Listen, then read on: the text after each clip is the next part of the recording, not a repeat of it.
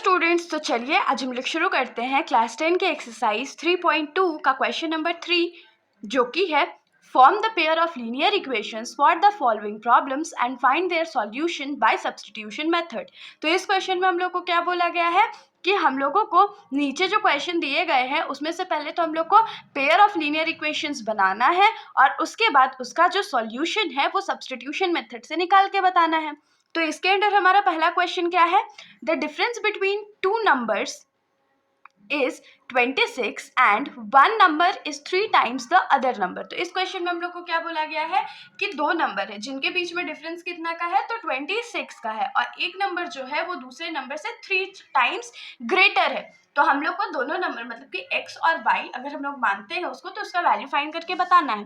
तो हम लोग इसमें क्या लिखेंगे कि let the first number be x. First number को हम लोग क्या मान लेते हैं, एक्स मान लेते हैं।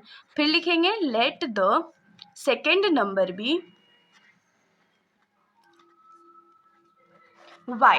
दूसरे नंबर को हम लोग क्या मान लेते हैं, y। तो इसके अकॉर्डिंग, क्वेश्चन के अकॉर्डिंग हम लोग के पास क्या है, the difference between two numbers is 26। Mistakes है, टू नंबर्स दो बार लिखा गया लेकिन वो है क्या, टू नंबर्स इज 26। तो डिफरेंस बिटवीन टू नंबर्स है ना, मतलब कि x माइनस वाई जब करेंगे तो वो कितना है, 26 है।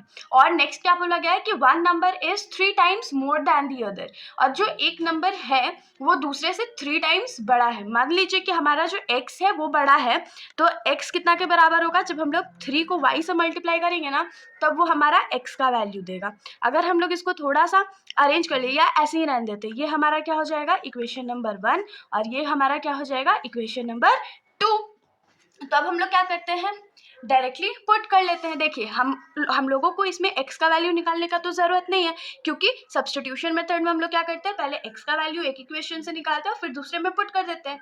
लेकिन यहाँ पर तो ऑलरेडी हम लोग का क्वेश्चन में क्या है, x का वैल्यू निकाला हुआ है, इसीलिए हम लोग इसको डायरेक्टली पुट कर देंगे। तो हम लोग लिखेंगे put x is equals to 3y in equation 1। Equation 1 में हम लोग इसको पुट करते हैं। तो इक्वेशन 1 हमारा क्या है, x minus y is equals to 26। तो x कितना है हमारा, 3y है। तो 3y minus y is equals to कितना हो जाएगा, 26 हो जाएगा। 3 में से 1 जाएगा तो कितना बचेगा, 2 बचेगा। तो 2y इज इक्वल्स टू 26 हो गया। अब 2 लेफ्ट साइड में मल्टीप्लाई है तो राइट साइड में डिवाइड होगा, तो 2 से इसको डिवाइड कर देते तो ये 13 हो जाएगा। तो y क्या हो गया हमारा, 13। अब देखिए y का वैल्यू हमारे पास आ गया, हम लोग को क्या चाहिए, x का वैल्यू चाहिए। तो हम लोग क्या करेंगे, put y is equals to 13 in equation 2। Equation number 2 में हम लोग y का वैल्यू 13 पुट कर देते, तो इक्वेशन 2 हमारा क्या है, x is equals to 3y। तो x is equals to 3y है, तो यहाँ क्या हो जाएगा, x is equals to 3 into 13, और 13 3 सा कितना होता है, 39 होता है। तो x इज इक्वल्स टू 39 हो गया। तो x और y का वैल्यू हमको मिल गया ना।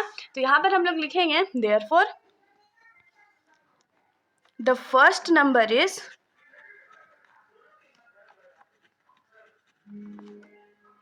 39 and the second number is, second number किसके बराबर था, y के बराबर था, तो वो कितना है, 13 है। ये हमारा आंसर हो गया। तो इसके साथ हमारा ये जो सॉल्यूशन है यहीं पर ख़त्म हो जाता है। अगर आप लोगों को सॉल्यूशन समझ में आया होगा तो वीडियो को लाइक कर दीजिएगा और मेरे चैनल को बिना सब्सक्राइब किए कहीं मत जाइएगा। Thank you.